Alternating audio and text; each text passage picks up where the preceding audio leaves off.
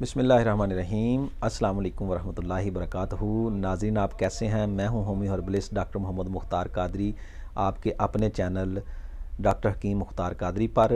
तो आज का नुस्खा जो है ये मुगल्लज़ है, लेकिन ये मुगल्लज़ असाबी मुगल्लज़ नहीं है, ये उज़लाती मुगल्लज़ है।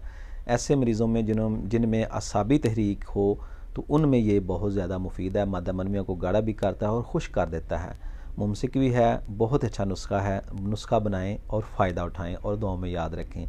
उससे पहले मेरी आपसे गुजारिश है कि चैनल को सब्सक्राइब कर लें और घंटी के बटन को भी दबा दें और साथ लाइक ज़रूर कर दिया करें। तो चलें नाज़रीन, शुरू करते हैं।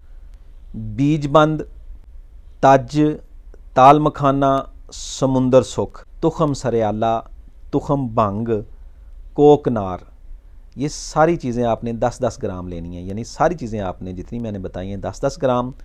फली कीकर 50 ग्राम, बीख बदहारा 50 ग्राम, काली मिर्च 50 ग्राम, गंध नगौरी 50 ग्राम। सारी चीज़ें आप अच्छी तरह पाउडर कर लें। सुबह शाम छोटा चम्मच जो है वो चाय वाला भर के आप दूध के साथ भी इस्तेमाल कर सकते हैं, पानी के साथ भी इस्तेमाल कर सकते हैं।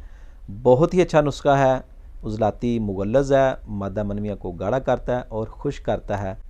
असाबी मुगल्लज़ जो होते हैं वो गुद्दी तहरीक में, गर्मी खुश्की वाले मरीज़ों में इस्तेमाल कराए जाते हैं, और उज़लाती मुगल्लज़ जो हैं वो असाबी तहरीक वाले, तरी सर्दी वाले, रतूबात रकीक हों, पतली हों, उनमें इस्तेमाल कराए जाते हैं। तो ये नुस्खा असाबी मरीज़ों में, असाबी उज़लाती तहरीक वाले मरीज़ों में मुफीद है। आप इसको बनाकर फ़ायदा उठा सकते हैं। अस्सलाम वालेकुम वरहमतुल्लाहि वबरकातुहू।